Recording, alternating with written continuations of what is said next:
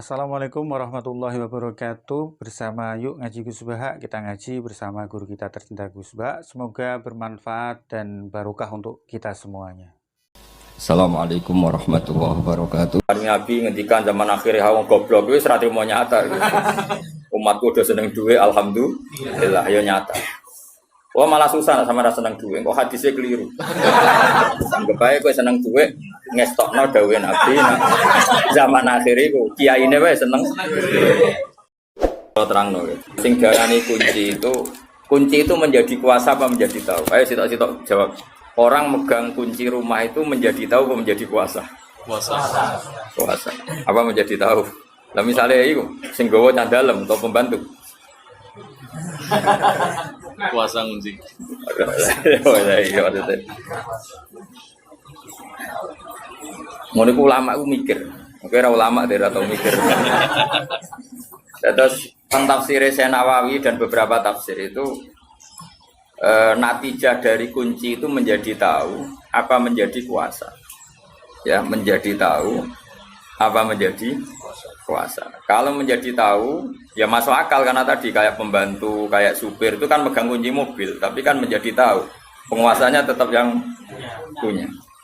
Makanya ini pentingnya ngaji. Mulane aja pah-poh tok. Ora jelas uteke tapi jelas salah. Jadi fataha yaftahu fathan buka. Terus diikutkan isim alat, miftah itu alat Buka. Alat buka. Maka setelah dibuka itu menjadi tahu apa menjadi kuasa? Menjadi tahu, itu benar. Bukan terusannya ayat itu layak alam juga. Jadi ini bukan urusan kuasa, tapi urusan tekem do pejabat itu namanya kekuasaan. Jadi ini bakas tahu, bakas kuasa. Seperti itu ya urut ini bakas tahu, bukan bakas terusannya ayat layak alam juga. Illa. Nah, lalu kalau ada para nabi atau para ulama atau para wali, kadang ngerti sesuatu itu gaib, tapi akhirnya tahu juga. Itu ya tetap boleh meskipun ada ayat ini. Kalian jangan ikut wong goblok-goblok terus darani Nabi Muhammad itu roh umatnya ning zaman akhir. Ya nak melok diyakini ngono ya goblok banget. Karena maknanya ayat ini kan Allah hanya yang tahu binafsihi apa? Binafsihi. Tapi kalau Rasulullah nanti tahu apa yang terjadi di zaman akhir bi'ilamihi karena dimengertikan oleh Allah. Kowe aja kaya aliran saiki. Ayatnya ini Nabi gak akan tahu apa yang belum terjadi. Kowe ya goblok. Goblok banget. Lah kene ya darani kafir banget. Ijek mendingan kene. Darani kono mau goblok banget. Kono darani kene kafir banget. Jadi iki setengah-tengah. Kafir musuh goblok gak jane ekstrim kafir. Jadi cara hisabe cek susuk lah. Kene cek menang. Karena kowe dituduh kafir, kowe menuduh Goblok. ya akhirnya tuduhannya gak berarti. Wong tuduhannya wong goblok kok ngono. Tapi masalahnya kue tak bela-bela ora hafal Quran itu semua. Tidak beda loh ya. Misalnya gini kayak tadi. Saya pegang kunci rumah karena saya penguasa. Maka saya pegang kunci sekaligus penguasa. Kalau pembantu saya megang kunci karena dikuasakan. Ya begitulah hubungan Allah dan Rasul. Kalau Allah tahu alam gaib dan tahu apa saja karena binafsihi memang Allah pencipta, maka tahunya dengan dirinya sendiri Al-Qayyum. Tapi kalau nggak Nabi tahu, misalnya kan banyak hadis Nabi ngendikan misalnya lataf tahun al-Qastanto niyah itu di hadis Bukhari 1200 tahun sebelum benar-benar terjadi apa? Fathul Konstantinopel itu nyata. Sekarang Nabi ngendikan zaman akhir wong goblok wis ra trimo nyata. Umatku udah seneng duwe alhamdulillah ya nyata. Wah malah susah sama rasa seneng duwe, kok hadisnya keliru. Anggap ae kowe seneng duwe ngestokno dawuhe Nabi. Zaman akhir iku kiyaine wae seneng. Sedekah Rasulullah. Ya boleh tenan. Ya biasa wae dadi. Kula kan gak ada kitab Asroti Alamat Kiamat. Iku sing dominasi ya kowe kabeh. Quran dimaterikan niku sapa? Ya kowe Quran dimaterikan kowe. Jaga penampilan tapi gak jaga hati. Yuraunan nasa kabeh wis penting penampilan. Ini wis zaman akhir sono kabeh. Kira usah susah, sudah kok. Biasa wae. Nah ini yang penting saya utarakan ya. Kowe kudu hafal Quran. Maksudnya kena kepengen selamat dunia akhirat itu hafal Quran. Singkarwan sunnah Nabi hafal Quran.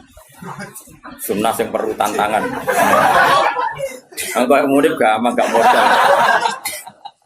Iya, kowe muni bisi kok obat jenggot bar ya. Kon ngapal Quran rawani. Golek sunah sing gak pati susah. Nah, nek namani ngapal Quran. Kowe iku paling orisinal loh. Tak sema. Tak bayari ora trimo. Bayari santri kan ibadah. Khatam sebelahnya kebo Mas. Nggih, kebo. Ada sapi kebo ya. Gila sudah angel. Urunan ya. Kan itu. Paling pidato piro ha? Kebo. Paling tuh magung piro? Sowe nak kiai cilik ni sowe. Kebo 20 juta nak kiai cilik magung iki. Sosok. Kadang mau nyangon untuk 500 tok sowe. Nah aku wong keramat terus sama aku tetep kuat. Wong keramat itu pidato cepet deh. Cepet wong keramat. Sowan. Rungokno ya. Kowe kudu hafal Quran. Dadi ngeten. Kamu tidak bisa bilang kalau hadis tentang alam gaib itu bohong karena Quran jelas la ya'lamuha. Itu maknanya binafsihi apa? Binafsi. Tapi kalau Allah mengertikan Rasulnya itu sah saja. Dan itu ada di surat Jin, Allah mensifati dirinya alimul ghaibi fala yudhiru ala ghaibihi ahadan illa man irtadha mir rasul. Jadi ayatnya jelas. Allah mensifati dirinya itu apa? Alimul ghaibi. Saya ini zat yang tahu barang ghaib. Fala yudhiru ala ghaibi ahadan. Maka barang ghaib itu tidak akan saya pertontonkan sama siapapun selain saya, kata Allah, illa man irtadha mir rasul, kecuali orang tertentu yang saya tunjuk, misalnya rasul. Jelas ya. Makanya Rasulullah Muhammad SAW yang ngerti kelakuan ning zaman akhir ngerti. Nabi berkali-kali ngendikan uridot ali ya umati kada wa kada. Umatku ditampilno ning aku. Raine ngene. Pidato tapi untuk supir sok kabeh. Kowe wis pirsa kabeh. Teko ngaji tapi turu yo pirsa kabeh. Makanya donga ngaji digenti bismika Allahumma. Kalau donga ngaji kok bismika. Bismika. Ada kiai sangking mangkelnya gitu. Bu, tahu doa ini ngaji nopo? Bismika. Allahumma ahya. Nah ini kan mau ngaji Pak. Nanti kan tidur. Itu Nabi hampir semua. Sampai ngendikan akhir zaman itu wong rebutan api-apian bangun masjid. Itu kita yang baca hadis tahu mulai dulu. Saya karek delok. Oh iya. Napa karek? Delok. Lah sembarang parah iku ha, kowe ora usah tersinggung biasa. Zaman akhir ulama sidik tukang pidato. Biasa rasa tersinggung biasa. Wong iku yo hadis tenan iki yo. Sedekah Rasul. Biasa. Iku tenan to? Tenan. Itu biasa.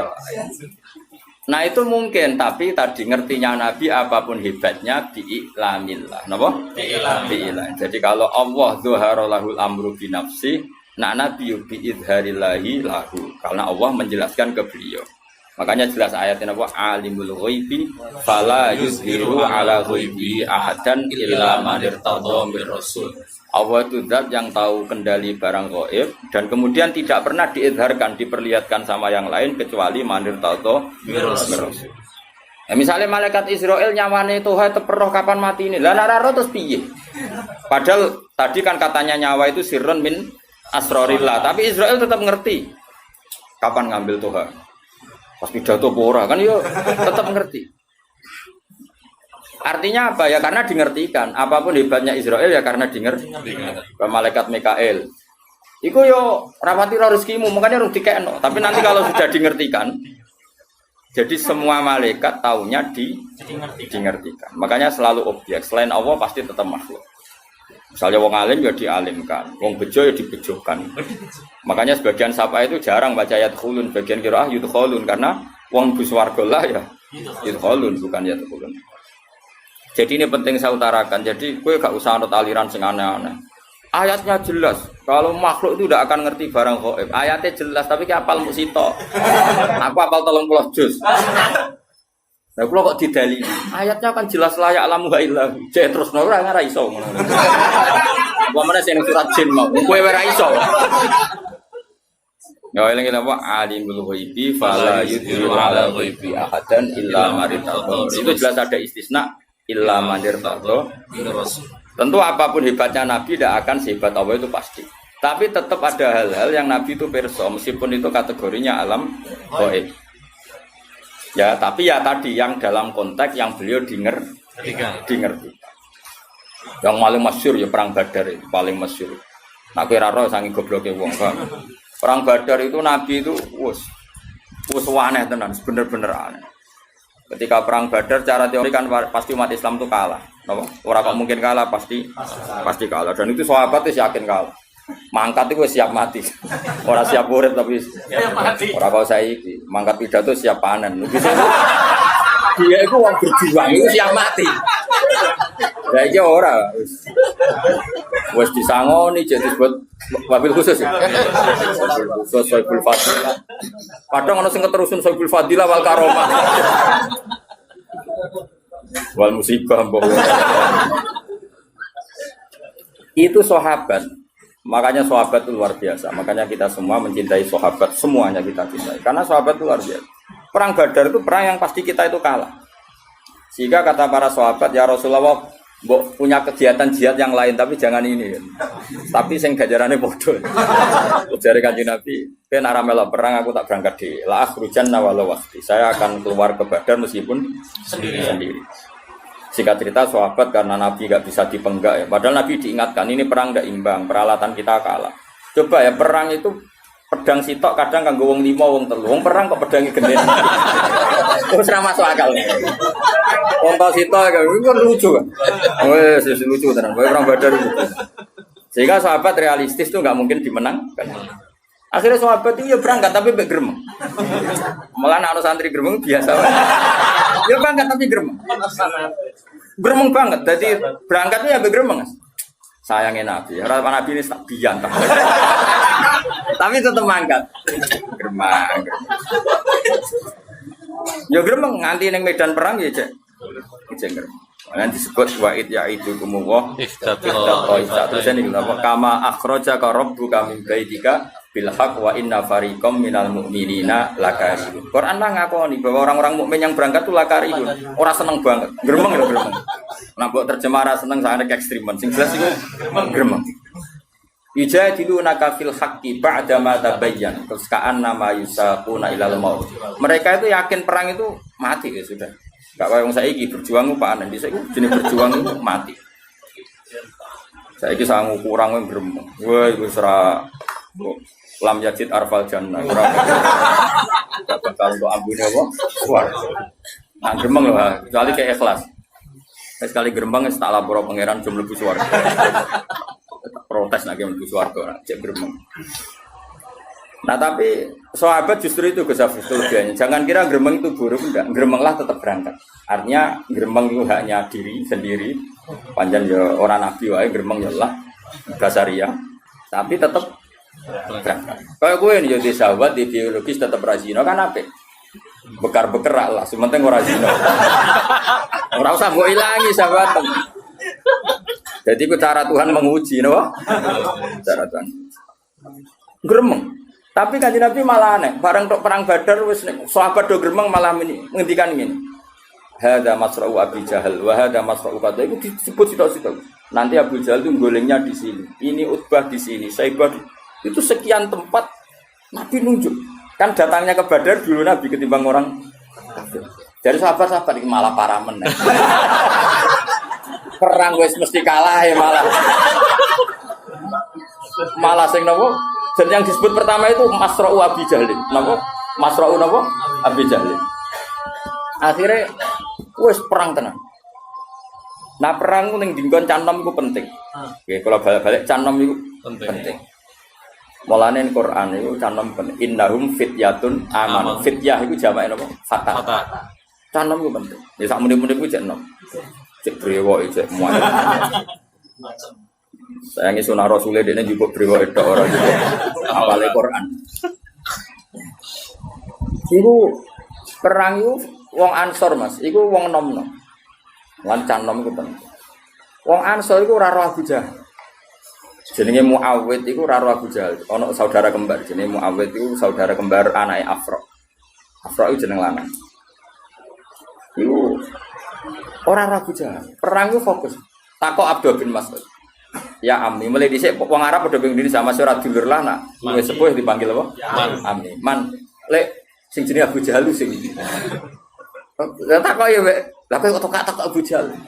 Balagoni annahu yasubbu Rasulullah kadza wa kadza wa yu'dhi Rasulullah. Sing paling nemen ngelarani Nabi ku jare Abu Jahal. Aku ben. Terus fawawa la in lagi itu. Kalau saya ketemu dia pasti saya serang ibarat saya seekor serigala. Abdul Nasir itu rada tua beneran jadi cara dene tarung wijal kira-kira kalah. Ditutup nambah sapa? Abdul bin Nasir. Cak loro cak enom. Iku Abu Jahal disumerang walhasil kena nganti mati. Lah wong kafir ya menungso bareng pimpinane mati. Iku ya terus lemes. Lah iku la yatajawazu ma abdul nabi. Para ulama sepakat apa yang tokoh-tokoh kafir yang mati tadi itu tidak melewati apa yang ditunjuk. Nah. Lah ya maksudnya ngene lho, iku hadis sahih. Kubu sebelah kudu ngakoni iku hadis sahih. Iku artinya Nabi kan perso barang kok iku jelas belum terjadi. Ngono maksudnya natijae ngono. Paham ya? Itu sampai sak matine sak tempate nanti Abu Jahal gulinge ning kene itu disebut. Iku kanjeng. Lha ya tapi tetep ngertine Nabi ku bi'illamillah. Nah Allah bi nafsi. Dadi mulane misale ana hadis kok Kanjeng Nabi iso nyafaati terus mbok dalili mangdalladhi asya'id ya ora sambung. Nah Allah nyafaati bi nafsihi. Lah nek Nabi nyafaati bi idzni ora kok iku terus nafekno syafaat. Lah ya kadang-kadang orang percaya syafaat kan dalile apa? Mangdalladhi asya'id ila bi idzni. Enggak ada syafaat hanya milik Allah. Ya orang syafaat tok masih bumi milik Allah tok. Bocah kok goblok kira karo. Masih langit yo milik Allah tok. Lah kowe kok melok nggoni. Paham? Masih beras suwe Allah tok. Lah kok kowe sing mangan. Dong. Tiga pidato kowe Tuhan. Entok akeh ya itu. Saya kelas nos tenang. Sekau. Gue raja.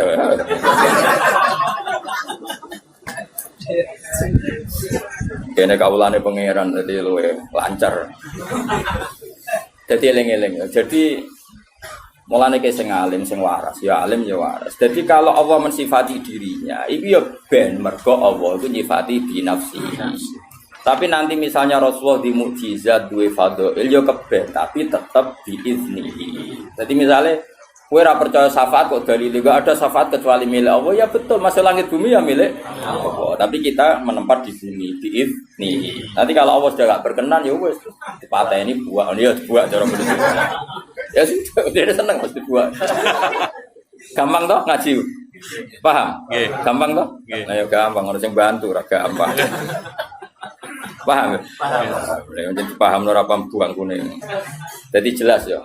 Jadi kalau Allah mensifati dirinya layak lamuha illahu ya keben pancen seperti itu binafsihi. Tapi kalau Nabi perso sebagian barang gaib ya keben, tapi tetap bi'ilamihi atau bi'idnihi. Ya wis disebut apa alimul ghaibi fala yudhiru ala ghaibi ahadan illa man irtada. Iku jawan terus ngendikan fa innahu yasluku min baini yadihi wa min khalfihi rasada.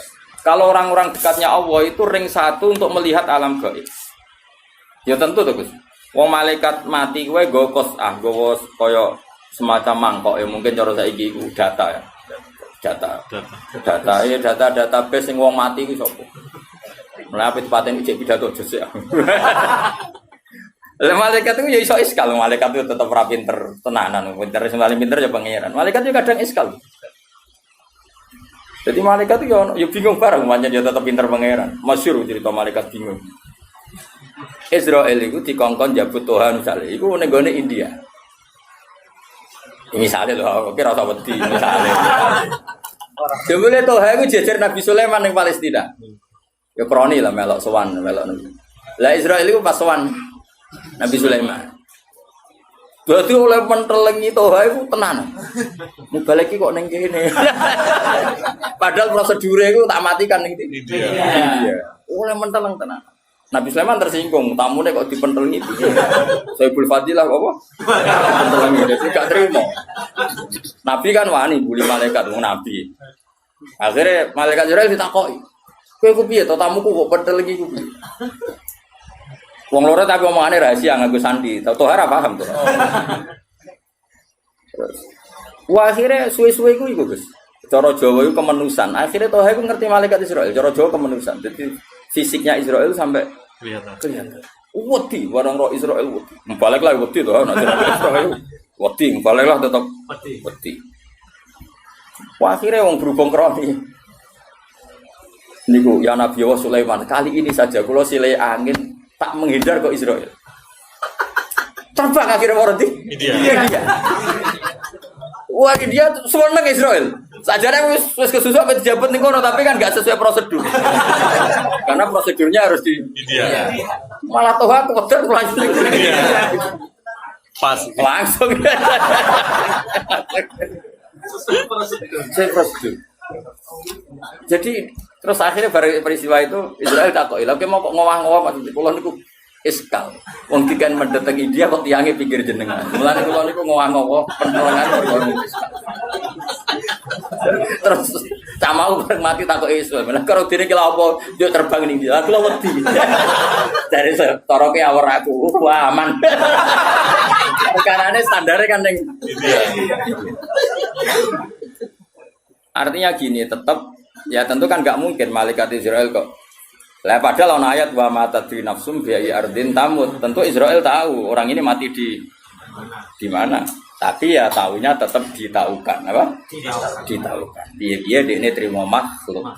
Paham ya jelas ya. Jadi kalau ada ayat-ayat tentang spesialnya Allah la ya'lamuha illahu itu tidak bisa menafikan misalnya Rasulullah pirsa sebagian barang tetap sah yang Allah tahunya binafsihi yang selain Allah biiznihi atau biilami dong ya jelas ya pinternya sajane ngaji prayu sah sudah pinter no lha kula direncana ikan 2 minggu sesuai sak wulan sesuai 3 wulan mergo wis pinter wis pinter dadi mosok sekolah ra ono khatame kok iki apa-apa, mahasiswa berapa tahun ya? 4 tahun. Padahal iki 3 tahun, kan setahun. Wongune ra pinter-pinter sini-sini kok. Ku sing goblok gurune apa murid? Dadi murid goblok kadang-kadang salah gurune lho. Iya oleh mulang ngajar.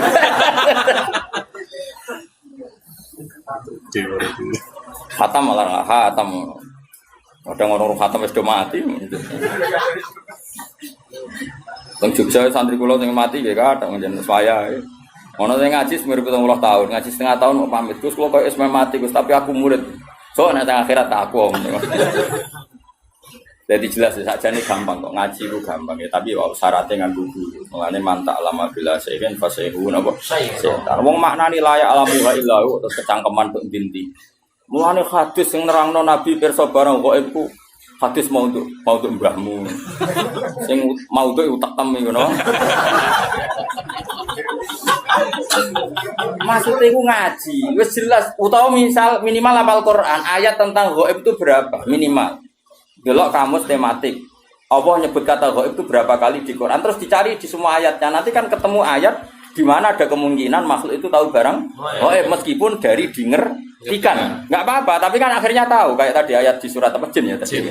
Surat jin fala yudhiru ala ghaibi ahadan illa man irtadha bir rasul. Jelas ya. Yo, jelas yo.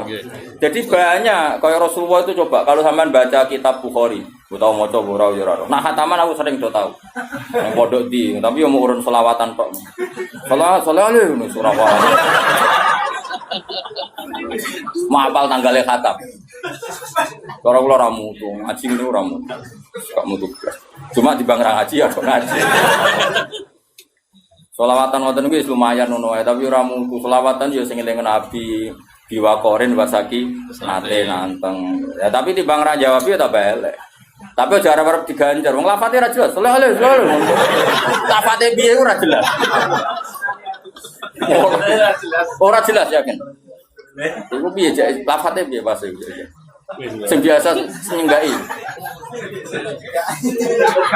Piye cek piye nek sing biasa ngomong.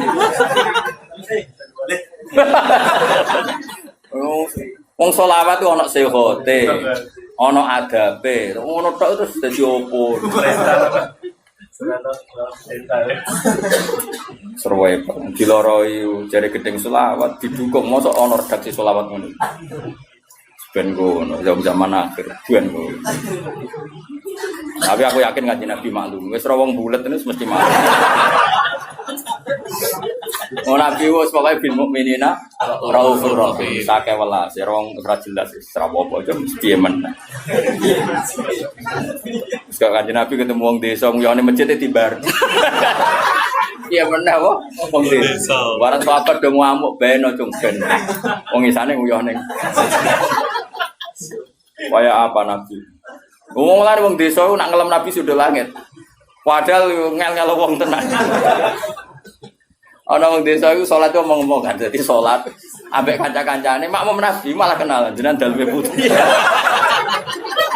Sing ditakoki modho desane dijawab. Kula saking mriki oh lebih. Sahabat-sahabat sing gak mudik-mudik kan ekstrem untuk ISIS kan. Ngamuk. Salat kok omong-omongan. Gak sah. Ngamuk. Gak sunah Rasul mesti ngono dadi. Tapi barang bar salat geger ana geger-geger Nabi besok. Niku wonten salat omongan diamuk munib ngono. Munib mirip kan wedi Nabi kanjeng Nabi tetep wedi. Ya tetep wedi. Ambek Nabi wong desa digandeng. Oleh ngendikan Nabi lene, "Jom, wong desa itu jom, inna hadhi salat munajatun wa musafatun." Wong salat iku bebisikan ambek pangeran. Dadi salat iku hubungane mbek pangeran. Yo mulane nek salat omongane mbek pangeran wae. Terus lae suhu via kalamun adam yur berhubung salat iku momen omongan mbek pangeran yo ora usah omongan mbek. Kowe kok langsung desa malah golek ngono. Yo ngono nak ngajari ra kok ngono.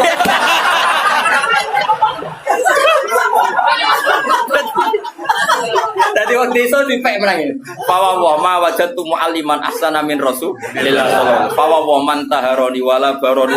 Demi pangeran Nabi itu mu'allim terbaik. Beliau tidak nyentak saya tidak. Ora koyo iku. Dadi waktu itu gari batin udah wasop. Jadi Nabi itu kayak apa? Dia oleh istilahnya sholat itu sederhana. Indah di sholat munajat. Sholat itu cuma omongan itu pangeran mah. Yo ora usah omongan mbek liyane. Nah, terus ulama fikih berdebat ini, nah iki senengane wong ekstrim. Kan enggak ada riwayat orang tadi disuruh qadha. Itu debat. Qadha enggak? Nah, wong kaya aku kan wong moderat. Kayak ora ana riwayat kon qadha. Wong kok ribu ahdin bil Islam. Lah jarang fikih wajib qadha. Lah kowe nabi tapi ora ana riwayat qadha kok kowe kecangkeman. Tapi yang jelas seperti itu, Rasulullah itu memang figur yang luar biasa. Jadi santai. Jadi Nabi oleh ngadani sana. Bahkan beberapa hadis itu baru kayak wong Arabi. Wong Arabi parah, Mas. Wis parah. Padahal sing ngaji ning kene iku 90% wong Arabi. Ah, wis kudu sabar wong Arabi. Wong desa kan gak iso mikir, tapi karepe akeh. Sekonane ngono, ora iso mikir tapi karepe akeh. Ratan rusak jare. Soale pemerintah ratan rusak dibarno. Ndekne ora tau mikir. Pemerintah bangun kan nganggo duit, apa ndekne tau bayar pajak. Dia ora tau mikir. Tapi pantes, enake kan pantes. Lagi ini sekajung kiai, ya pengen kan gak pantes. Sampai men protes pemerintah lho kok bayar pajak kok. Amen apa? Salahnya rusak. Protes. Pantes protes aku kula di mobil bayar pajak terus. Nah, gue protes atas nama apa? Sudah motor mau blong. Kok kira pengratan elek itu terus tinggi. Orang ditangkap polisi wis sampe. Wis untung, wis syukur ora usah kecangkeman. Meskipun blonge ora kok colongan, Mas, kok pedotan, Mas. Modho apal kabeh lho. Ini sa Indonesia niku. Iku cara polisi tegas iku gak sedeng Mas kantor polisi. Boten. Gak sedeng ya? Gawat. Sedeng. Saya Indonesia apa? Saya wong desa yo nak ngaji, iku mesti pikirane sing dikarepno dhewe. Ora ngarep mikir ngaji. Iku sekunane kuno. Tapi pantes apa? Pantes. Kanjeng Nabi tahu khutbah, iku bakas akhirat. Iku pikiran wong desa ngene. Pas iku panas banget. Ya Rasulullah, amin bakas akhirat iki lho dunya iku ora ono udan. Sapiku udah mati, untaku udah mati mergo ora ono. Mesti ku bakas iku empuk sing penting iki sik. Lah Nabi wong asline ya rapati berkenan tapi wong Nabi kadung apian. Tapi ya tetep rapati berkenan. Makanya saya cerita keramatnya Nabi sinten Musa, tahu kon ngendhalekno napa? Bumi. Sebetulnya semua nabi itu pernah diberi otoritas Allah untuk mengendalikan dunia. Cuma ketemu Nabi Musa sapa koron sial. Cara ketemu Nabi Muhammad aman deh, Jawa. Aman. Walhasil Nabi akhirnya spontan, gak perlu istisqa, gak perlu apa. Langsung, ya Allah saya minta hujan. Langsung hujan saat itu juga. Makanya Abu Hanifah itu menentang sholat istisqa. Kalau diriwayatkan dari Nabi. Karena Nabi itu tidak pernah sholat istisqa dengan cara malik ketu, malik serban. Cara Abu Hanifah. Ya cukup begitu. Mana nih istisqa cara dia lugotan. Minta hujan. Ya gak perlu sholat ya, makanya Nabi kan ra perlu ngono wis mandi. Jare Imam Syafi'i lah misalnya Nabi ngono tok wis mandi, masalah kita. Bewe se bebo nangis ora mesti mandi. Sono kiai sing beling Mas, sing ahli falak, salat istisqa ngenteni diitung iku wis wae jadi dalwi kan, nang wae iki aja lah. Gayane istisqa tapi wis diitung. Mergo macane cara falak wis wae apa? Jadi kamane konsultasi BMKG lho. Iku istisqa dake yo jenenge. Nah kula jarang ngate istisqa nganti saiki. Bukan karena benci ndak ya timbang ramandi isen sadar.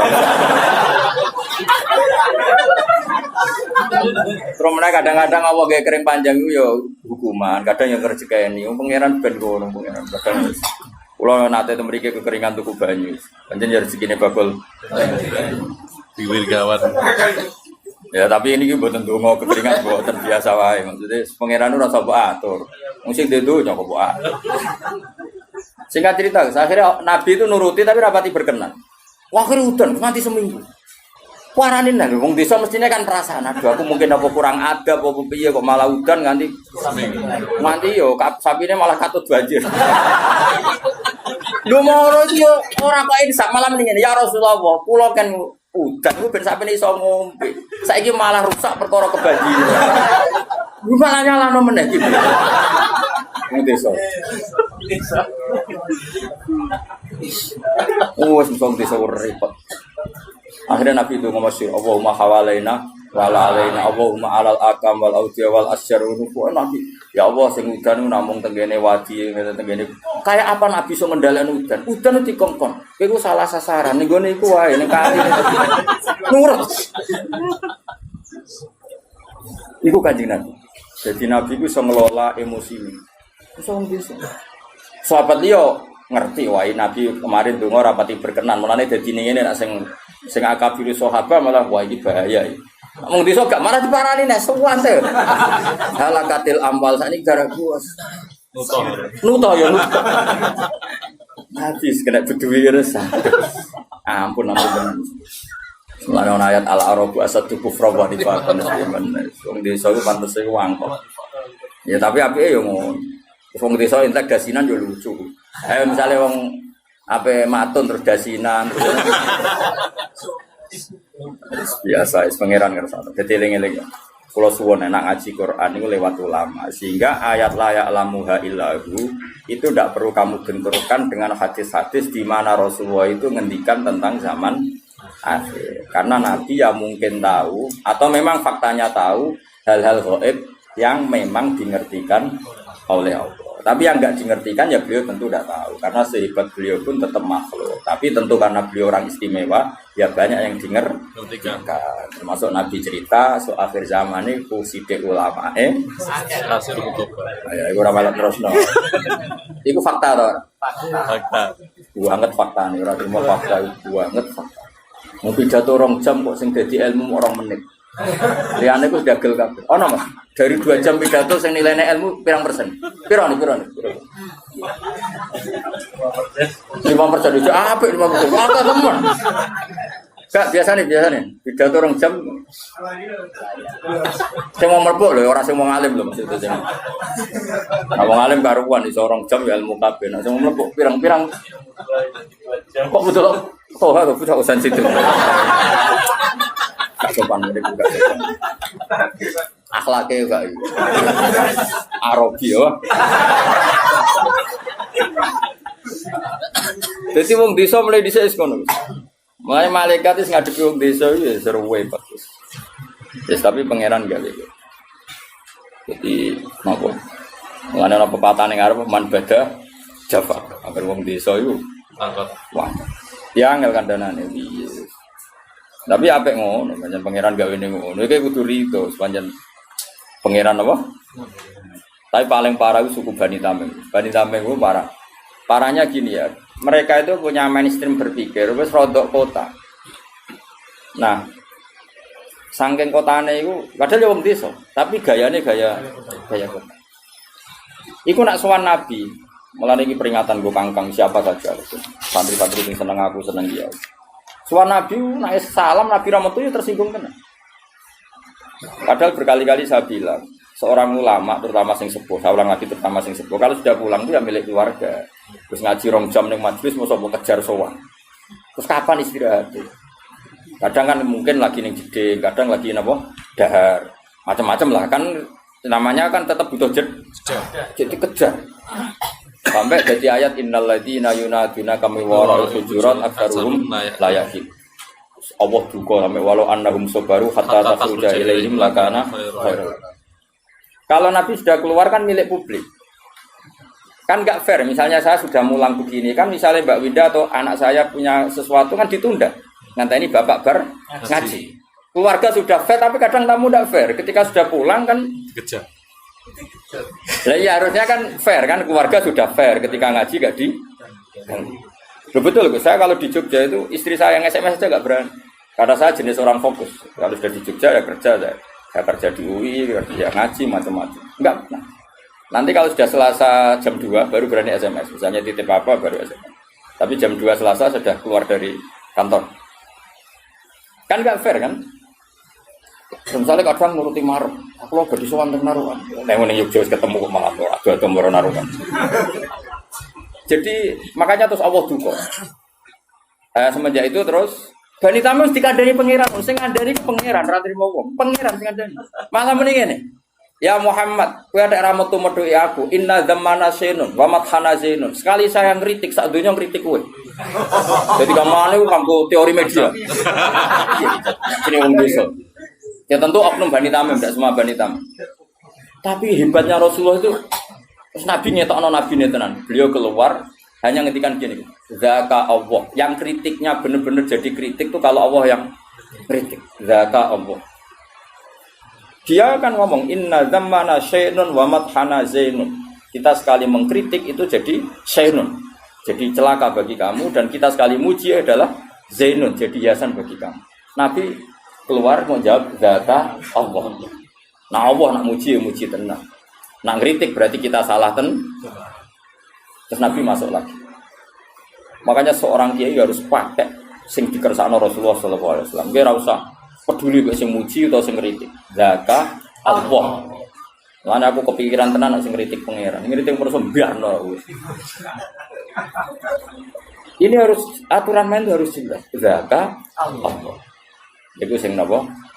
Mereka kurang ajar tenan sampai bilang gini. Muhammad kita ini kelompok besar loh. Kamu bisa jadi nabi punya pengaruh itu karena kita Islam. Kalau kita ada Islam kamu tidak siapa-siapa. Jadi ibarat kayak makmum demo lah. Kalau saya ada makmum kamu tidak jadi imam loh. Sesuai santri ya demo. Kalau saya ada santri kamu tidak jadi kiai. Sesuai sing udang hafid-hafid. Kalau udah tahu udang tidak di duit loh. Wah ya kacau nanti terus-terus ngono. Meskipun tenan Mas. Sesuai sing udang tuh ayo ngono. Jangan macam-macam loh kowe. Rata sangoni ra urip. Wah bisa panjang kalau ini dituruti kan panjang. Gak usah wedok ngono. Orang rata kei lho niku. Gak betul orang gelang rata kei lho. Wah ya repot ngono kabeh. Repot. Iku wong desa. Akhirnya ana ayat turun yamununa alaika an aslam. Mereka ngudat-ngudat kowe Muhammad karena mereka Islam. Maksudnya karena mereka Islam Muhammad kita ini muslim. Gara-garanya kita muslim kamu punya pengaruh besar. Kalau kita ada Islam kamu itu tidak siapa-siapa. Allah sampai duka. Dan itu diceritakan di surat Hujurat gitu. Di surat Hujurat. Yamununa alaika aslam. Allah duka. Qul la tamunnu alayya islamakum. Wes kira Islam lah ora usah bukas-bukas Islam mencari pengen. Ibang ngel wong kamane. Kamangane ngono.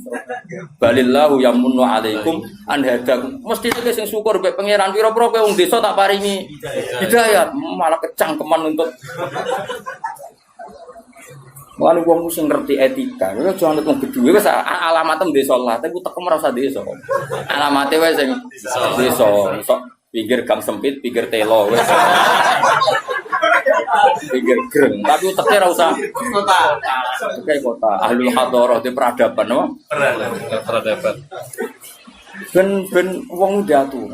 Karena kadang itu tadi. Seorang kiai itu keluarga sudah menahan diri kalau pas mulang enggak di jadi. Masa setelah dia di keluarga di maksudnya biar fair gitu, apa? Biar orang itu kulino duwe etika. Terus saya punya teman akrab banyak itu dolan gitu. Nyari jam yang benar-benar aman. Iya.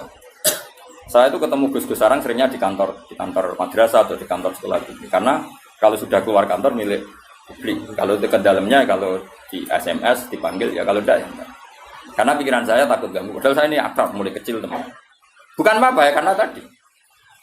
Walaupun wong awam, kadang lagi debat urusan utang mbek bojone, assalamualaikum. Sik kok terus no.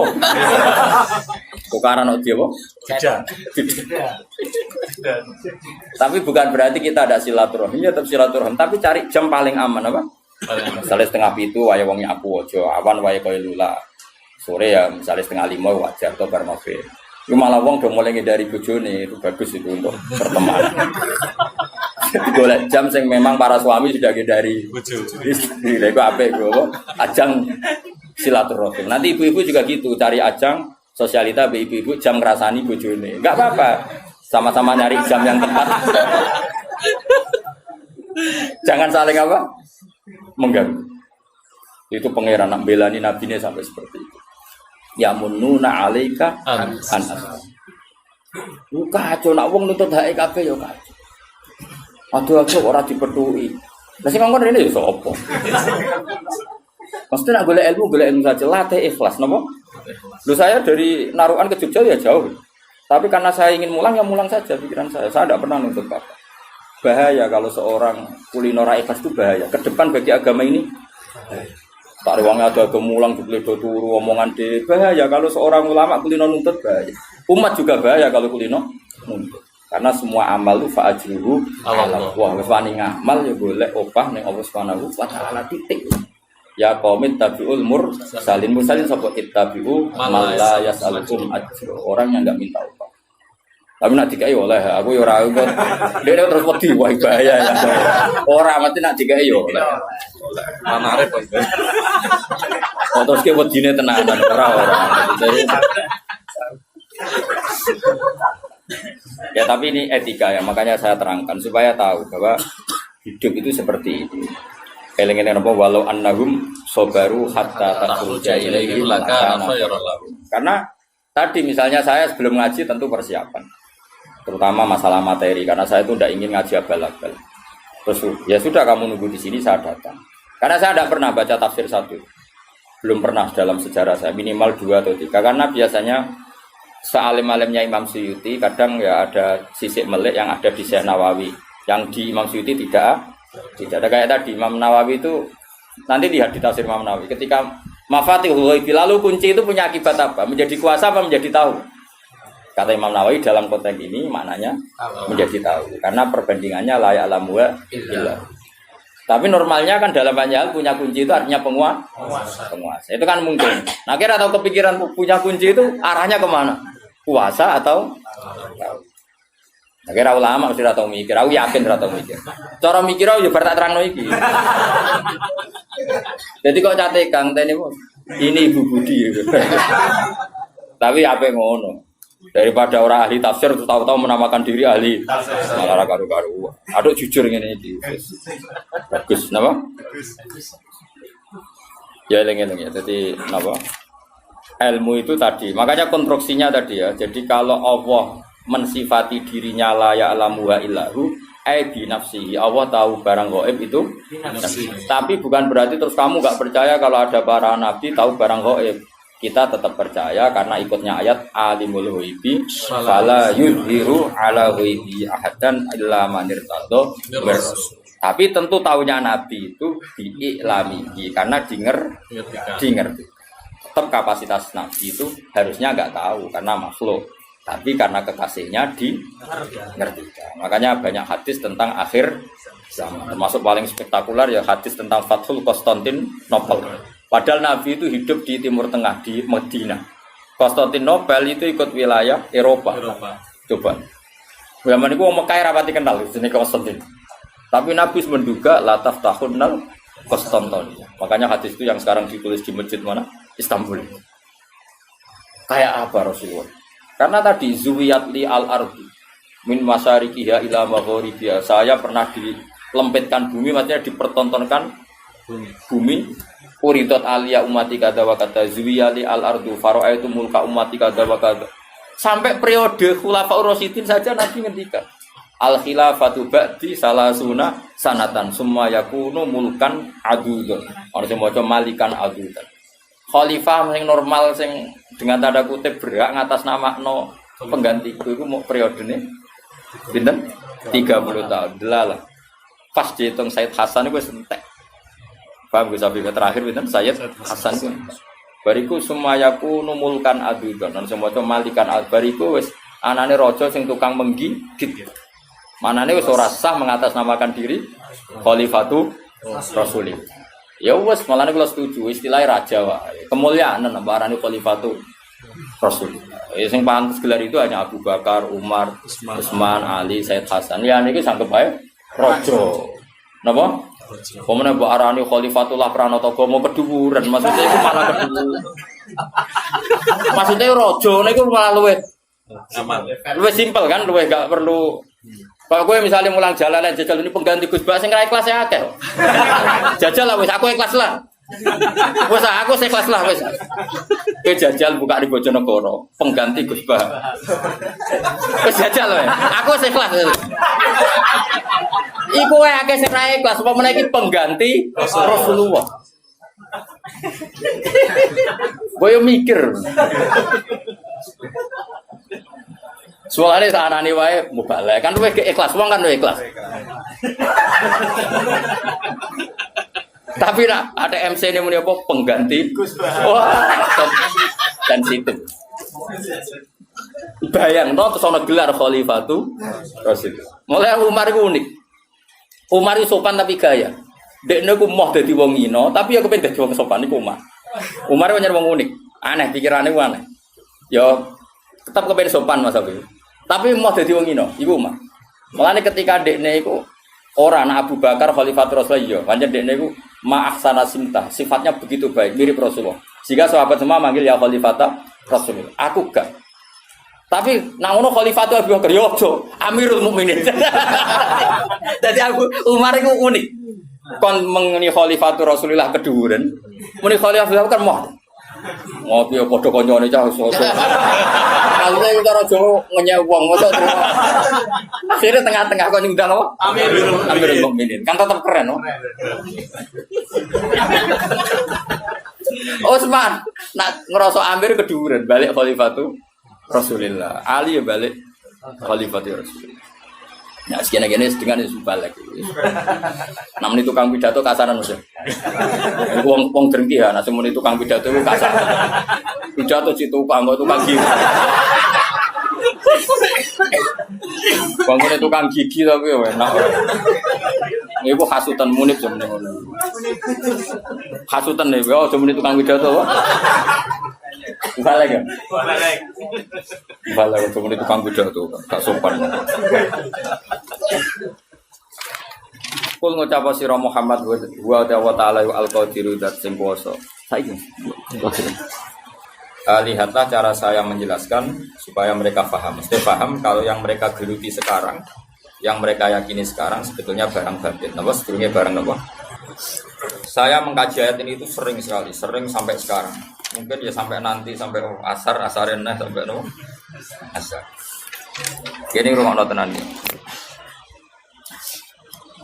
Kalau mau rapat sekedap teng sarang, mau 20 menit. Mereka sing rapat podo pinter ya cepet putus tuh. Sing rapat gue debat tok. Podo ora paham ruwet. Jadi Allah itu zat yang kuasa mendatangkan adab dari sisi atas. Misalnya meteor jatuh terus Mars jatuh, tentu Allah mampu. Atau dari bawah misalnya ditelan bumi dan sebagainya. Atau dan ini yang sering terjadi, Allah menjadikan kalian itu saling nggak cocok, kemudian saling membunuh. Gitu. Kan natijanya sama kan, misalnya kamu kena meteor kan ya mati, kena likuifaksi mati, disembelih mati. Milih ndi? Ayo milih ndi? Dijaru-jari bojo kuru mati. Disentak wong kaget kakan utang mati. Rasa dicontohno. Sampai pidato kecelakaan rape sensitif. Nah, ini penting. Ayat ini pernah saya baca satu hari setelah gempa Jogja. Setelah gempa Jogja itu satu hari saya nilai ke sana. Itu bahwa memang Allah selalu mengingatkan potensi. Ya muka-muka sampai ayat ini eling-eling. Jadi Allah itu adatnya di Quran itu dua. Satu menjelaskan itu sebagai hal yang potensial. Potensial itu bisa terjadi kapan saja. Ada yang diceritakan Allah itu secara faktual, yaitu rahmat. Rahmat itu kan selalu terjadi kapan saja. Maka itu diredaksikan Allah bisihotil jasmi dengan sifat kepastian kayak warahmati wasiat kulasya itu pasti terjadi dan terus terjadi. Tapi kalau azab itu Allah menceritakan itu hanya potensi azab. Meskipun kadang-kadang benar-benar diwujudkan. Ya benar-benar pernah ada yang ngitung misalnya tsunami yang dahsyat itu hanya per 200 tahun. Gempa Jogja paling dahsyat itu pernah dihitung secara teori geologi itu hanya per 70 tahun. Artinya kalau azab itu ada siklusnya yang ekstrim loh ya. Tapi kalau rahmat kapan saja dan di mana saja.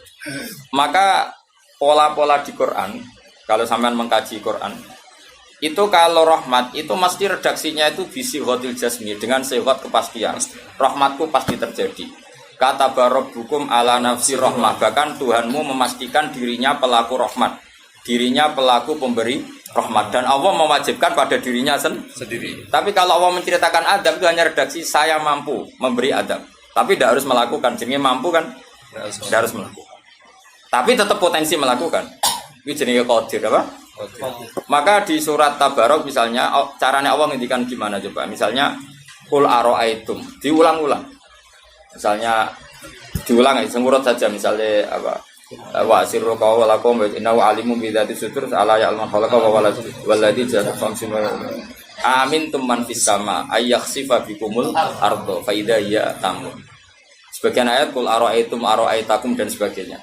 Kadang kan qul ara'aitakum in atakum adzabuhu qul ara'aitum in atakum. Itu kan kira-kira maknanya gini, coba sekali-kali kamu berpikir setiap saat kamu itu kena adab. Lalu maknanya adab itu apa? Adab bagi seorang mubaligh misalnya tahu-tahu kena kasus perempuan, kan yang langsung jatuh misalnya. Karena itu ya siksa kan terus nggak laku. Atau salah omong lala terus jadi dibully kan. Apalagi atau salah undangan. Ada mubaligh datang di undangan HTI kan langsung NU nggak mau undang misalnya. Salah undangan macam-macam tuh. Tapi nak wong keramat itu bebas hambatan. Lala rabi ini keramat itu jauh keramat. Nah ini rumah tenan ya. Kalau pastikan dan saya bertanggung jawab nanti ketemu pangeran ya. Nak rahmat itu mesti sihotul jasmi. Apa sihot pasti. Memang ini bahasa ilmu hadis sihotul jasmi. Tapi kalau tentang adab itu Allah hanya ngendikan potensi. Potensi itu memang Allah mampu melakukan itu mampu. Cuma tetap diredaksikan potensi bisa ya. Bisa tidak. Makanya Allah ngeredaksino aamin tuman fis sama. Kenapa kamu leha-leha di bumi? Sementara orang yang di langit bisa saja membuat bumi ini tamur. Tamu itu melumer, kira-kira likuifaksi. Setiap saat bumi yang kita injek ini bisa likuifaksi terus kita ditelan. Atau ya sebetulnya bumi baik-baik saja tapi ada angin bandang. Fayursila alaikum qasifam minar rih fayurikokum bima kafartum. Kayak tsunami kan gitu, angin bekerja sama dengan gempa terus sudah kamu di darat tapi fayuhrikakum bima kafartum. Makanya ahli gempa Jogja itu sama saya itu kagumnya bukan main. Karena tadi ketika tanya saya, Pak Bah, masalah gempa itu gimana? Saya jawab tadi. Sebenarnya Quran itu pernah gambarkan orang itu tenggelam di darat. Yaitu tadi fayursila alaikum qasifam minarri fayuhrikokum bima kafartum. Tinggal Allah melibatkan angin. Angin kan mengirimkan gelombang, kamu di darat kayak kasus di Aceh tapi tetap apa? Tenggelam. Jadi justru tenggelam itu bayangan Quran yang berupa adab tuh fayuhrikokum bima kafartum. Kamu tenggelam. Ya tentu kita ngomong potensinya saja. Kowe ora usah sok suci dengan kata bima kafartum, itu urusane pangeran. Iki nuduh ngaceh kafir dhewe. Maka ini penting ada kesadaran ahli sunnah. Kalau Allah ngendikan ya kita diam saja. Karena Allah itu ala kulli syai'in qadir bi kulli syai'in alim. Kamu tidak usah kecangkeman orang Aceh diadab karena banyak maksiat, ke malah goblok yang telulas. Podo-podo maksiat wong Aceh, rak maksiat wong Bali. Bali le maksiat wong Hollywood, Hollywood le maksiat wong Cina malah komunis. Enggak usah ngomong gitu. Pokoknya adab itu Allah kuasa mengadab siapa saja. Tapi kita berhenti di situ, enggak usah ngomong siksa karena dosa. Karena kalau kamu ngomong dosa diperbandingkan ada daerah yang lebih dosa atau itu tidak wilayah kamu. Terus misalnya ono kisafif melarat, Qur'ane ra barokah. Yo, ora usah nuduh ngono, iso wae justru melarat iku barokah, mergo ra kakean hisab nggo duwe wong. Justru pidato laris iso ora barokah, kakean nggo duwe wong. Rumah samu ora ono tanggung jawab. Kan kita tidak pernah tahu. Iya. Wong jelas ana walatus aluna yauma idzin anina. Semakin dapat banyak tanggung jawabnya semakin banyak. Ora iso terus leha-leha wah bukti ilmuku barokah lari-lari mbahmu. Enggak mesti semua di dunia itu enggak mesti semua. Yang sedang rezekinya banyak bisa aja hisabnya banyak. Tapi bisa saja memang barokah.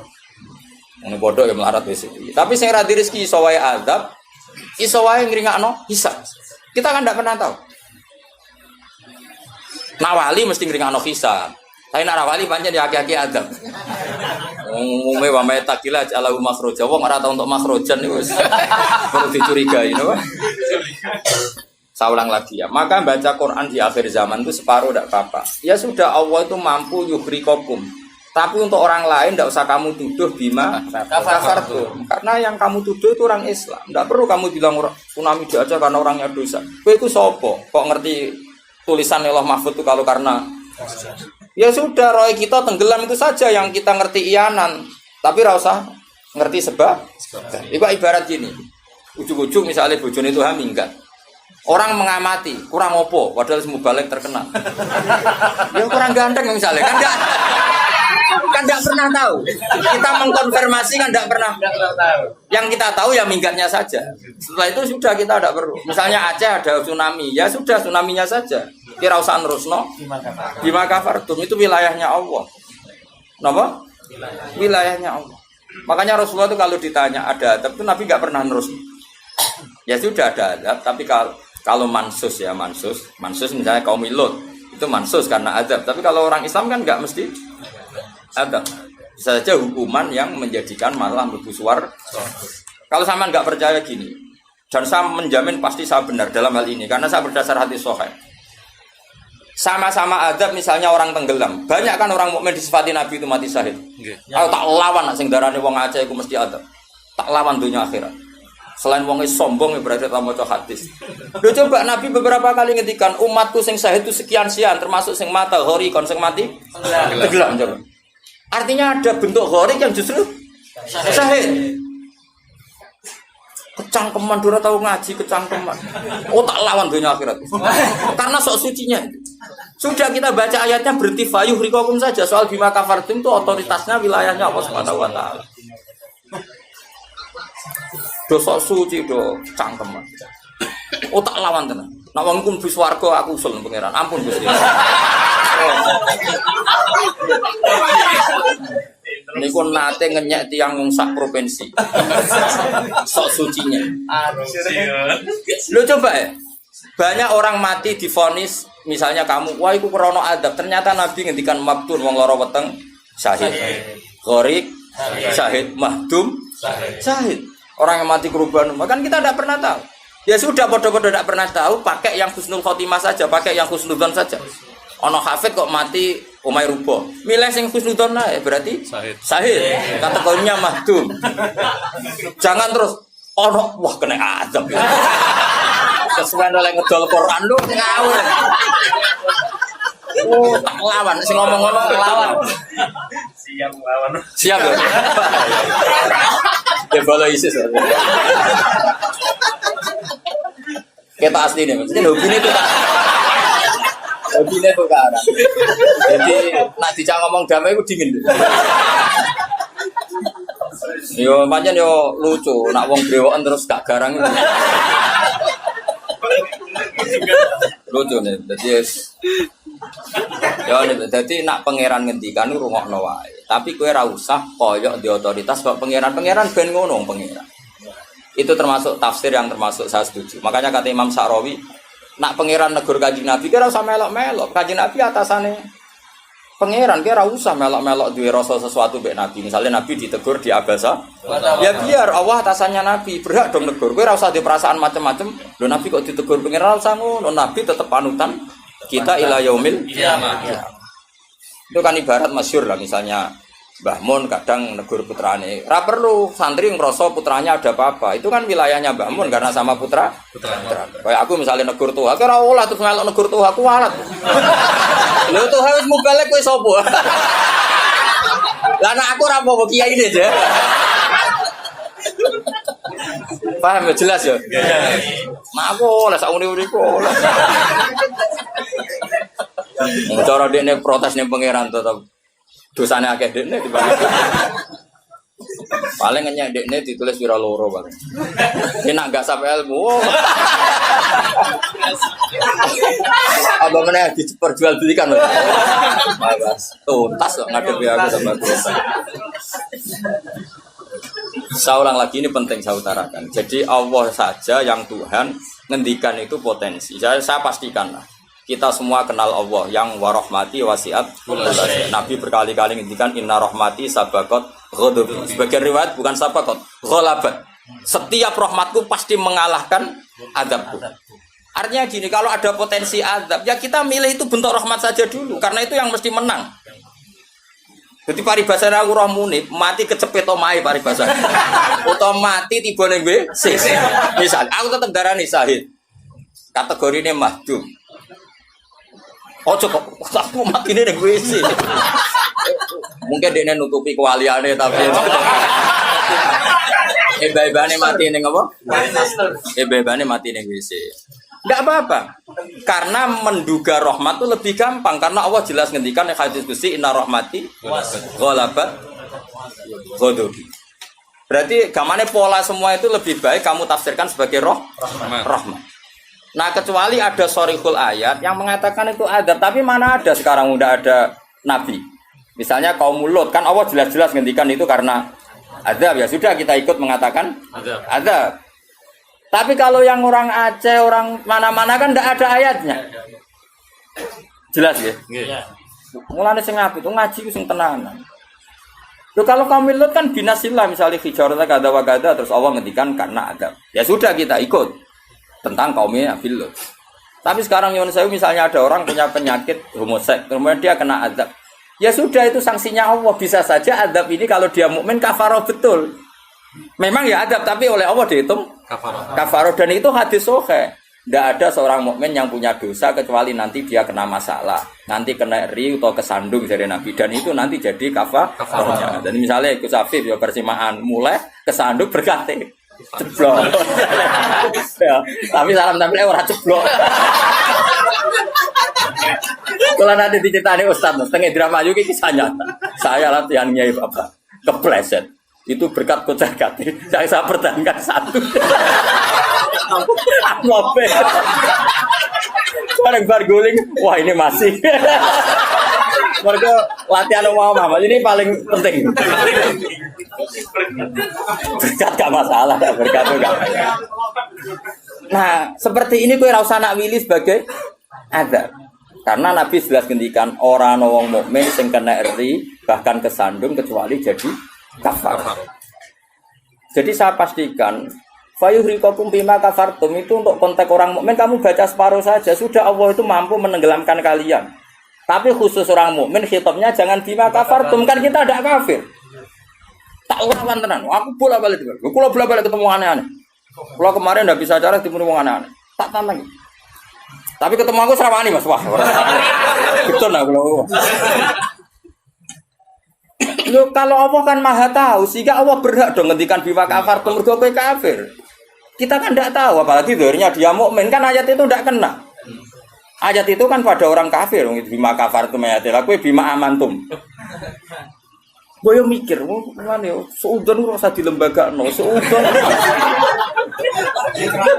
Lha wong seudon kok dalil. Iki ana panggunge iki.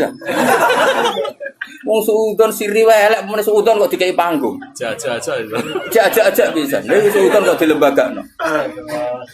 Tak lawan yakin dunia. Wes sampe swarga lah tak protes nek iku aku tetep. Bahaya itu bahaya sekali, ora terima bahaya sekali. Ya saya ulang lagi ya. Jadi kata qadir itu potensi, napa? Potensi enggak mesti terjadi karena kita tahu warahmati wasiat kulli syai. Inna rahmati sabaqat ghadabi wa firyatin ghalabat. Jadi kalau ada fenomena tak pilih dulu itu rahmat, terutama kalau pada orang mukmin. Misalnya ana toha bojone minggat tari rahmat, namun untuk sing luwih apik itu aja. Selalu pengen. Misalnya bojo minggat, namun apa digenti sing luwih, nah wis ngono tak pilih kuwi. Engko sing minggat tak mulai nek. Mergo ternyata ra piye-piye wae bahaya nek ra mulai kalau ono penggantine tenan kan. Mulane ngaji to, pun nang anut kula. Fayukhrikakum bima kafartum. Sing berhak ngendikan bima kafartum iki sapa nek ora pengira. Wong yang terjadi di Indonesia udah do mukmin, mana mungkin kita teruskan bima kafartum. Rungokno yo tobat wong-wong. Awas yo dunya tak lama. Aman abang iku anut Sayyidina Ali. Dari Sayyidina Ali, aku sok ben ketemu pangeran pertama, nglapurno wong sing masalah mbak aku. Ana awwaluman yatsu baina yadir rahmanil khusuma. Aku wong pertama sungkeman yang pangeran. Iku apa konfirmasi, musuh aku bener. Aku sih yakin ngono. Aku sebenarnya ngono. Ulama dilawan bal ngenyek wong. Yakin wis ora yakin. Oke, ana awaluman yajsu baina yaday rahman lil khusumah. Yajsu iku apa sungkeman. Sama kata jasa yajsu. Aku wong pertama pas ketemu pangeran sungkeman mengkonfirmasi itu tolong Gusti putuskan saya atau mereka yang benar. Aku lah yang ngono hari ini. Sowan wong dilawan ngawur ya. Quran wae pangeran ngitikan apa saja sah karena Allah itu alimum bidzati sudur bikulli syai'in alim. Kita ini siapa? Kita kan enggak tahu detailnya orang-orang mukmin. Enggak usah kamu vonis itu ada. Ya sudah kalau kena adab saja kafar, apalagi Nabi berakari ngendikan umatku sing syahid itu mahdum ya syahid, gharib ya syahid. Bahkan banyak ulama mengatakan mati cinta itu syahid. Asal gak zina, gak SMS-an lho yo. Ngempet seneng ape SMS-an wedi dosa. Ape delok wedi terus mati ku syahid ya. Yakin. Tapi nek men delok gambare SMS-an terus bareng kalah saingan mati. Wah.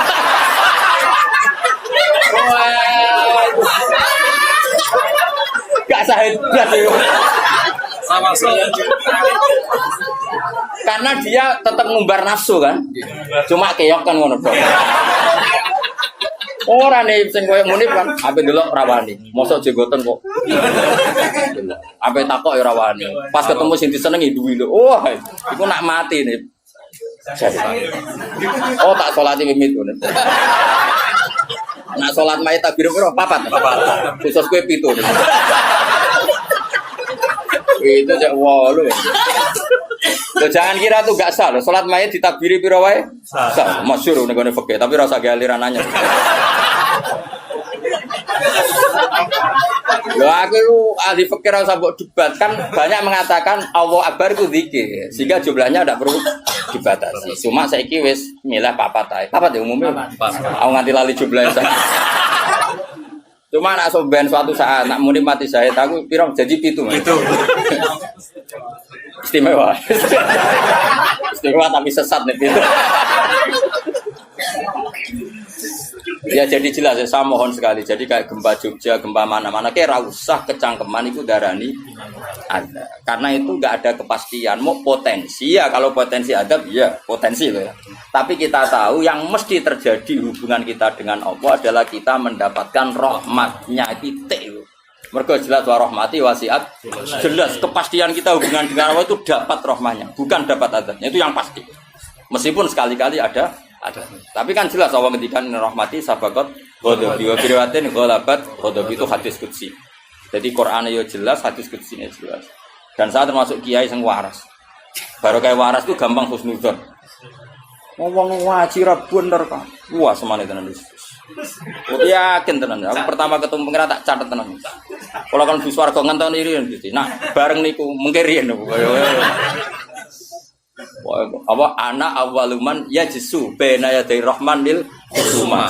Saya pertama orang sing sungkan yang pangeran itu perkara kusuma. Kusuma itu nyelesaikno poro.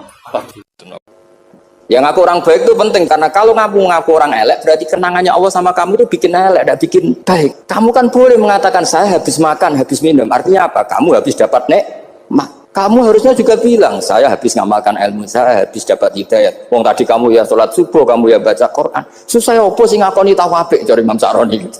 Senengane kok. Kalau mau bermaksiat berdelok wong wedok. Memangnya Allah mau amalah mbek kowe mau elek tok atau mau amalah apik? Saya termasuk orang yang meskipun masih muda itu gak pati wedi mati. Karena bukan berarti saya mesti soleh, mesti husnul khotimah ya enggak. Ada istilah mati yang menyenangkan dalam diri manusia. Yaitu Nabi ngendikan Allahumma ahyini maka natil hayatu khairan li wa tawaffani maka natil wafatu khairan li. Sebagian doa Allahumma ij'alil hayata ziyadatan li fi kulli khairin wal mauta rahatan li min kulli syarrin. Jadi mati itu akhir dari maksiat saya atau akhir dari potensi maksiat saya. Sehingga kata Sohibul Hikam, kamu harus percaya diri bisa selamanya tidak maksiat lagi. Orang kan tanya, masa manusia tidak bisa maksiat lagi? Ya bisa saja kamu pas toat terus mati, berarti sudah tidak bisa maksiat. Jadi ulama itu melihat mati itu akhir dari segala maksiat atau potensi maksiat. Ya, di sini hebatnya lagi-lagi GNU itu. Bohong fasik gendong kayak apa, kalau mati saya dia, tombone menang kabeh, saya dia menang kabeh. Sesuai kayak ini saya nih kemudian buatan sakit maling, buatan sakit korupsi. Oh gede saya ini. Itu satu ilmu yang luar biasa. Meskipun ya tentu agak ngawur. Tapi itu bagus. Secara ilmu bagus. Karena al-maut adalah rohatun min kulli syarr. Lagi-lagi yang menyelamatkan itu illa aliman au muta'alliman. Proses belajar mengajar. Saya baca banyak tentang halal haram dalam kitab Imam Ghazali itu tak ulang berkali-kali. Saya itu dulu ya gak paham karena kitab paling susah di bab Imam Ghazali itu menurut saya kitabul halal wal haram. Termasuk bagaimana cara ngelola amwalus salatin yang terkenal korup sementara menyumbang kamu sebagai jaizah, sebagai hadiah untuk para kiai atau untuk para guru. Itu perdebatannya ulama itu macam-macam. Ada yang bilang haram karena itu potensi haram atau memang benar-benar haram. Ada yang bilang boleh. Karena kalau yang pakai kamu untuk kebaikan, kali dipakai mereka ruwet.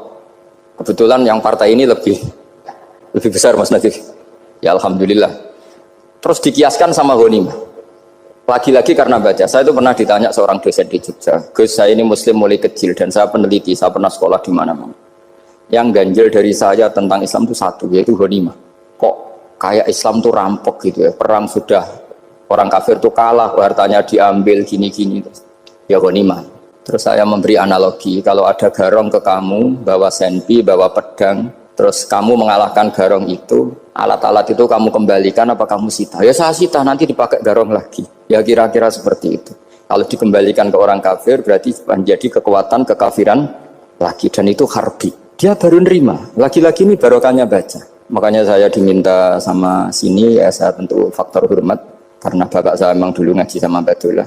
Mbah saya itu terkenal wali, yang bapaknya bapak. Itu kalau kesini nyifati Badullah pun satu. Nur disitu mondok gini itu nggak popo. Pondok elek lah, kiaimu wali. Zaman itu bapak itu di kamar kursi ya masih ada kakinya. Saya dulu sering dijak kesini sama bapak. Jadi mbah saya itu terkenal wali dulu. Jadi mbah saya itu tirakat terus sampai kapundhut itu poso terus. Kebetulan cucunya agak niru. Saya tidak niru itu karena itu Gus Zaki. Memang disuruh tidak niru. Kata mbah saya, kira usah tirakat, terus tak tirakati aku. Itu. Jadi Mbah Mun juga gitu. Kowe haram tirakat, tak tirakat ya. Saya senang sekali. Tapi tua-tua kok mikir butuh. Nah, Terus nerakati putuku sopo. Jadi mulai jadi kiai betul Mas Latif, saya ini sudah mulai mikir putu. Karena saya ini termasuk orang yang kecelok alim yang nggak banyak orang menghormati karena sudah diramal sama mbah-mbah. Di dulu mbah saya Mbah Nur Sam itu, kakak saya itu SMP SMA, kakak saya yang kedua juga SMP SMA. Mbah saya itu Mbah Nur Sam itu yang nganterkan bapak ketika mondok sini itu, yang ikrar karo Badullah Wali Mbah Nur Sam, ahli tirakat, ahli puasa. Itu bilang, Nur, anak sing iki aja pondok, aja sekolahno. Sumben sing ngalim ku anak sing iki. Ketika saya hampir tamat SD sama mbah saya Tuban, mbah saya Narukan juga di Sabdo begitu. Singkat cerita saya mondok sarang. Mondok sarang pertama langsung dikenal Mbah Mun, wong anak kiai jadi langsung dikenal. Didoni macam-macam terus jadi wong alim juga ada yang ngelem. Biasa aja untuk dongane wong sepuh-sepuh. Ya sebenarnya agak kecewa ya, saya inginnya kan dianggap prestasi gitu, ternyata dianggap doanya orang-orang sepuh. Ya, makanya kulo niki teriki ya rodok ya syukurlah sama Bang Mutamakin sama semuanya karena tadi kenapa saya harus cerita ini. Quran sendiri mengakui bahwa orang soleh itu diantara aturannya adalah dzurriyyatam ba'duha min ba'd. Meskipun Allah bisa bikin orang soleh dari mana saja, tapi yang legitimit itu memang dzurriyyatam ba'duha min ba'd. Dan kata dzurriyyah itu tasmalu auladal inas, kata Ibnu Hajar Al-Asqalani, memasukkan turunan yang dari ibu. Meskipun tentu secara wali nikah atau secara disiplin nasab dari ibu itu tidak ngefek. Tapi dari segi fa'innal irqadassas, bahwa sistem tubuh kita itu tetap ada gen dari seorang apa? Ibu. Sehingga banyak ulama tafsir mengatakan dzurriyyah itu tasmalu auladal inas. Dzurriyyah itu memasukkan turunan dari apa? Ibu. Bapak saya itu nasabnya nasab wali, jadi babahnya itu suka tirakat, suka. Ibu itu nasab kiai. Jadi kalau bapak wiridan itu, kalau istiqomah itu disalahkan sama keluarga ibu. Istiqomah itu salah. Karena ijabu malam yajib, mewajibkan sesuatu yang tidak wajib. Itu masalah secara ilmiah. Mbah Mun itu sering kritik kalau ada pondok kok wajib puasa, wajib merawat itu sering kritik. Itu secara fikih bahaya. Ijabu malam yajib, mewajibkan sesuatu yang tidak wajib. Dan itu kriminal dalam bab fikih. Betul itu, sama cari di Sulam Taufik, babnya itu ngeri, ijabu malam yajib itu tidak dihitung minal kabair, dicari sendiri itu di bab Sulam Taufik, tidak perlu saya sebut, itu parah betul malah cara menvonis Abdullah bin Husain bin Thohir di Sulam Taufik, ijabu malam yajib. Tapi pondok-pondok yang tirakat tidak kurang dalih, niki boten majibaken, ngelatih, boten majibaken tapi nopo. Nah, silsilah dari keluarga ibu itu suka ilmu, sehingga Abdullah bin Mas'ud itu tiap hari itu mensweeping orang yang sering duha. Kalau ada orang duha istiqomah itu disweeping, awas harus seminggu sekali, nggak boleh tiap hari. Masa sholat fardu kamu saingi sholat duha, nggak boleh, fardu tersaingi. Itu Abdullah bin Mas'ud sama cari di Al-Ghunjah. Sayyidah Aisyah kalau ada orang duha tiap hari dimarahin. Dan itu secara konstitusi ilmu benar, karena Nabi Qiyamul Lail Ramadan itu hanya 4 hari yang dipandu. Lainnya itu enggak. Khasyata ayyufrodo alaihim, kalau dalam sahih takut dianggap fardu. Akhirnya istiqomah itu masalah di keluarga saya yang dari ibu. Nah kebetulan kita ini suka ada istiqomah, akhirnya ya seperti ini. Tapi ini ilmu harus kita bicarakan. Tapi yang istiqomah, bapak itu pengagum Badullah. Bapak itu suka sama istiqomah karena punya guru dulu Ki Zubaidi istiqomah, Badullah istiqomah. Tapi jangan kira Badullah itu hanya istiqomah. Saya punya sanad banyak, mungkin Gus Zaki lebih tahu. Sering saya diceritain bapak. Badullah itu anak ambek wong fase teman-teman itu rapati cocok. Senajan to majib no fase. Tak takok iki ngopo.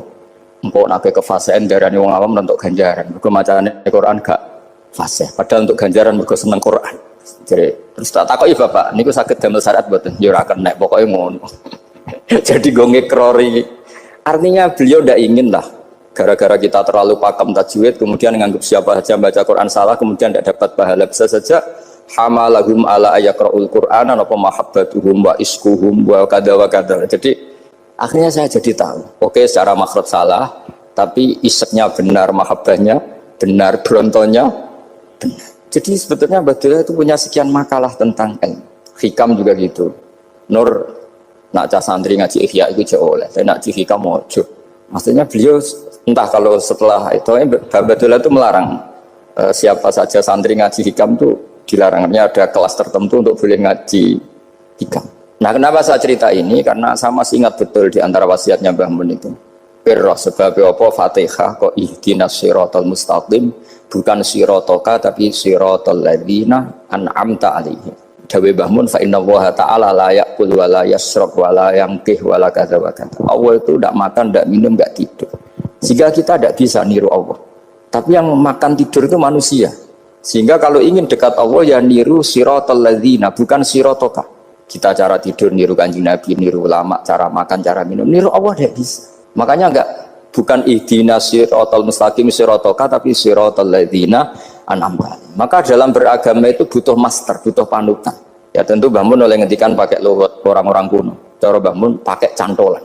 Maka saya punya makalah banyak dari Bapak, dari Mbah Mun, dari Mbah Zubair, dari sampai saya itu hafal sanad sampai Rasulullah SAW.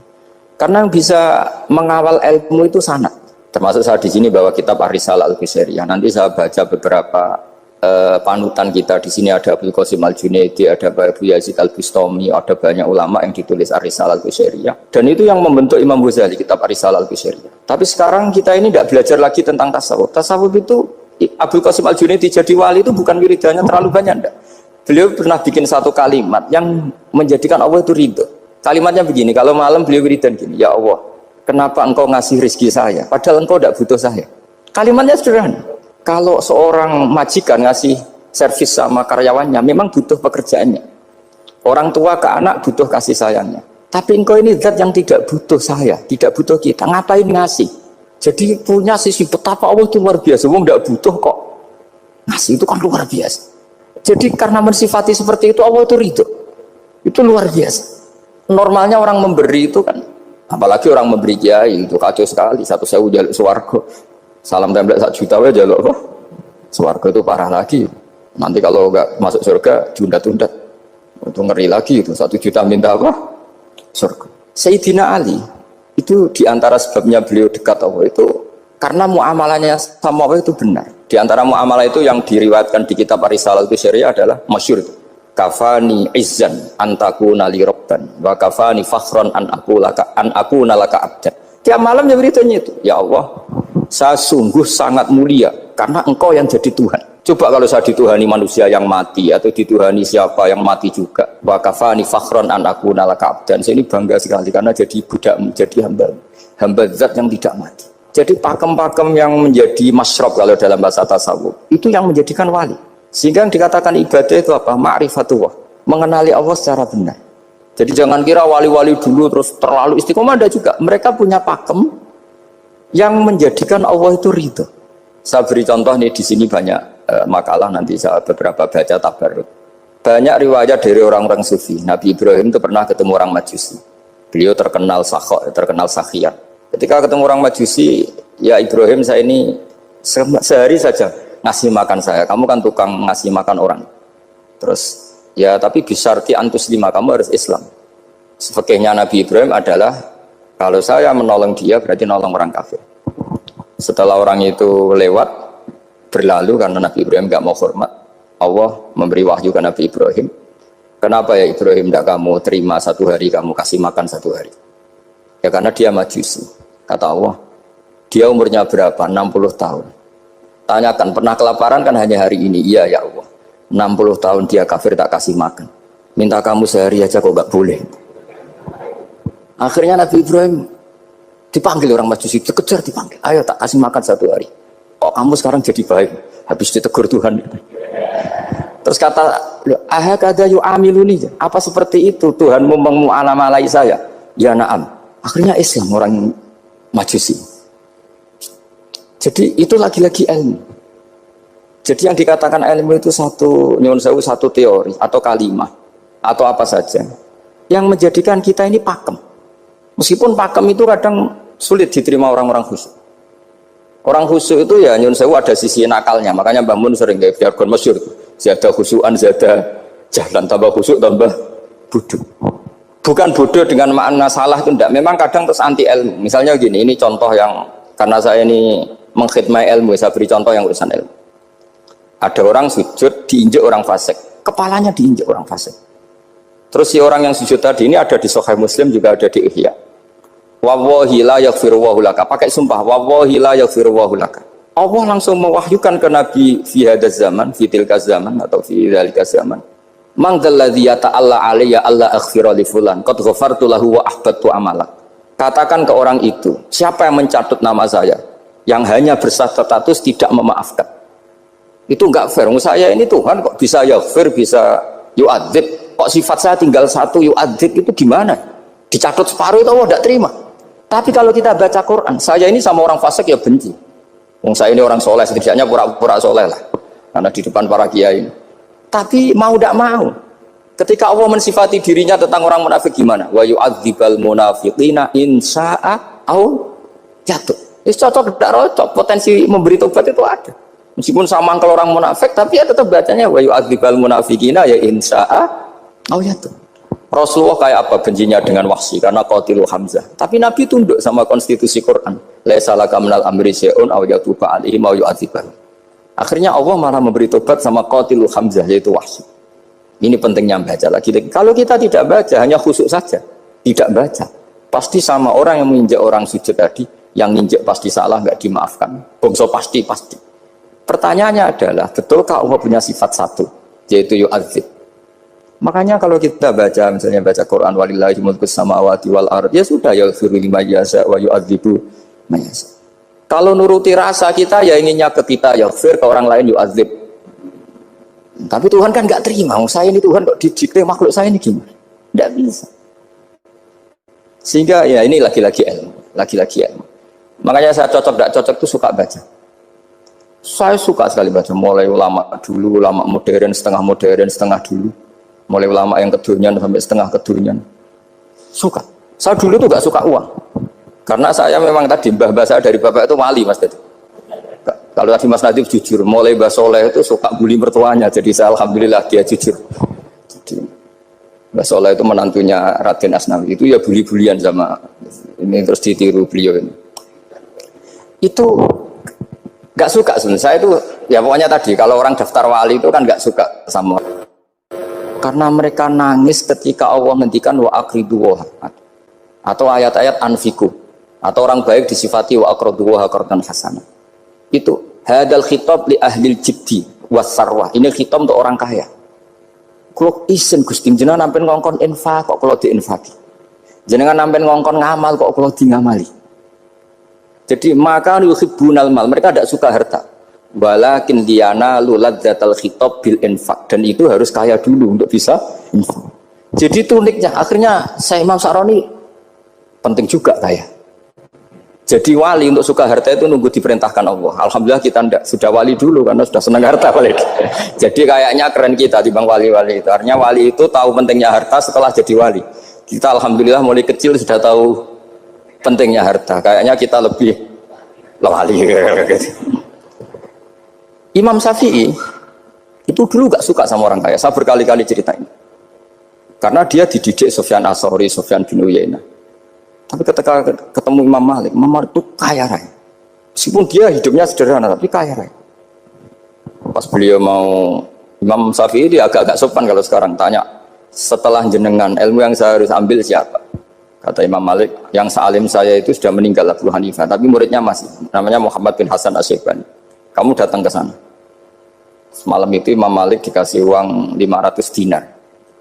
Padahal 1 dinar itu 4,25 gram. Bisa dihitung berapa ratus juta. Terus separuhnya dikasihkan Imam Syafi'i. Nah, tidak kasangoni. Pagi-pagi diajak ke Baki. Dulu Baki itu ada kafilah rental unta. Mana kafilah yang mau ke Irak? Kita. Ya sudah ini antar. Tak bayari. Diantar Imam Syafi'i.